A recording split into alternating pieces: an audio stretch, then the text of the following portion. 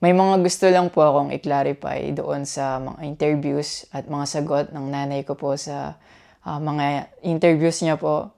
Unang-una po yung 70K na incentives po na sinasabi niya from World Championships 2021 po. Unang-una po 2022 po yun.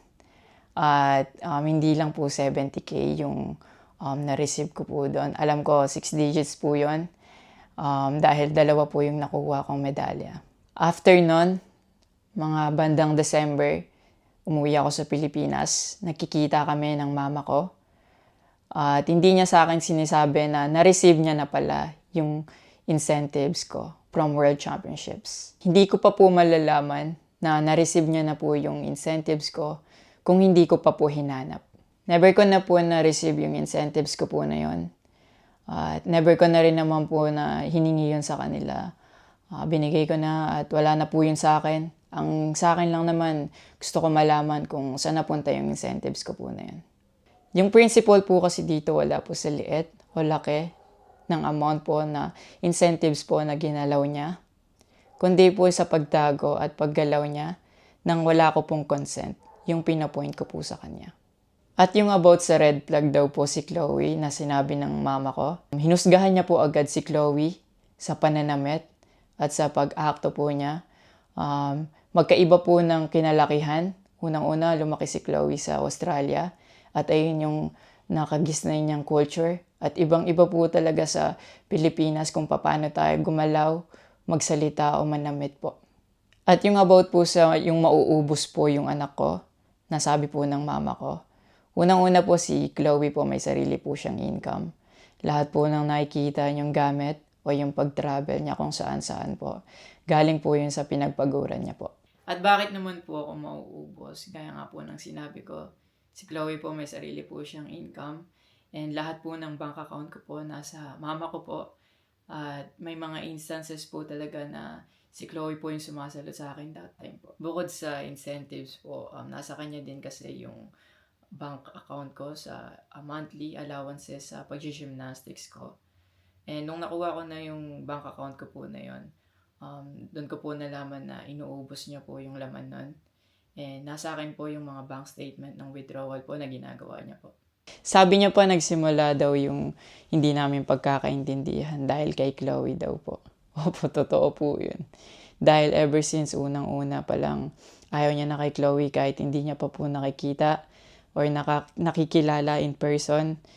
And mas nagkalabuan po kami nung naglagay po ako ng boundaries sa relationship ko. Kasi pinaglaban ko po si Chloe dahil gusto ko po siya. Yung about sa training camp na kinikwento niya na si Chloe dapat wala na daw doon, sabi ng former coach ko pagdating nung dalawang magte-training camp doon. Usually, kapag magte-training camp kami, palaging naka-hotel. And miscommunicated yon na doon pala sila sa akin na mag-i-stay. Hindi rin totoo na pagpunta nila doon, nung dalawang bata, dapat wala na si Chloe kasi sabay-sabay silang pumunta doon. Actually, nagulat pa yung former coach ko kasi nandun si Chloe. Minelcome naman namin sila talaga. Nag-prepare kami para sa kanila. So, hindi ko alam kung bakit ganun yung mga sinasabi niya. At yung sinasabi niya po na yung dalawang bata po dahil si Chloe yan doon, yung nakabalandra daw yung puwet po. Bilang nakakatandang kapatid po, bilang boyfriend ni Chloe po, at bilang ate at kuya po, kami po aalagaan po namin sila. Hindi namin po gagawin yung mga iniisip niya na ganon.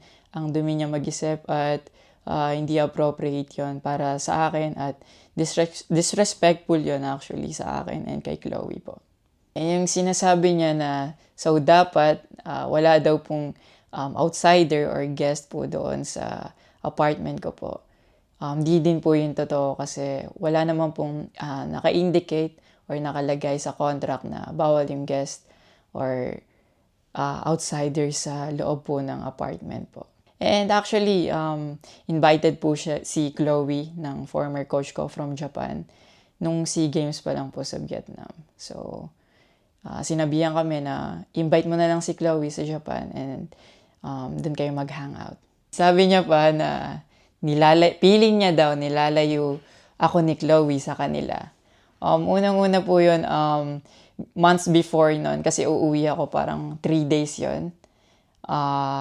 Sinabihan ko na sila na mag-i-spend time ako kay Chloe. Nagpunta kami sa Baguio. Sinama ko si Chloe, nag-spend time kami. Nakikipaghalubilo naman po kami, hindi naman ako nilalayo ni Chloe. Actually, pumunta pa kami sa Pangasinan. Like, po kami doon, parang meet and greet. Yeah. Tapos after nun, nagpunta tayo ng Baguio. And then, ikaw pa nga nag-aya na yung sa bike. Yeah, nag-bike Because we didn't know tayo. what to do Yeah. after nung kumain, because they were like, oh, what do we do? I was like, oh, let's go sa Burnham Park. Yeah. So that we can take the little kids to go biking. Yeah. So I'll just attach a screenshot of me saying sorry at that time if they felt left out when we were all hanging out sa Baguio. So you guys can just pause and read.